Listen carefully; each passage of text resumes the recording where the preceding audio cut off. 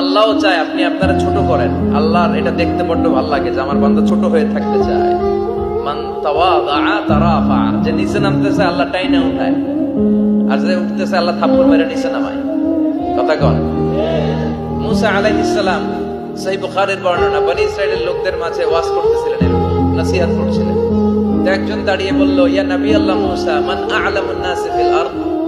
হে মুসা নবী, জানতে বড় মনে চায় বর্তমান পৃথিবীর সবচেয়ে বড় জ্ঞানী কে? মুসা আলাইহিস সালাম কয় আমি। মুসা আলাইহিস সালাম কি বললেন? আনা। আসলে কথাটা ঠিক। আল্লাহ যখন যে নবীকে পৃথিবীতে পাঠায় তখন তাকে সবচেয়ে বেশি জ্ঞান দিয়ে পাঠায়, সেই হিসেবে ঠিকই উনি সবচেয়ে জ্ঞানী। কিন্তু উনি এইভাবে নিজেকে সবচেয়ে বড় জ্ঞানী বলে দিবে, এটা আল্লাহর পছন্দ হয় না। আল্লাহ চেয়েছিলেন মুসা আলাইহিস সালাম যেন বলে আল্লাহু আ'লাম, আল্লাহই জ্ঞানী। সুবহানাল্লাহ কইবেন না? কিন্তু তা না করে উনি কি করলেন? যখন বলল সবচেয়ে বড় জ্ঞানী কে, উনি হুট করে কি বলে ফেললেন?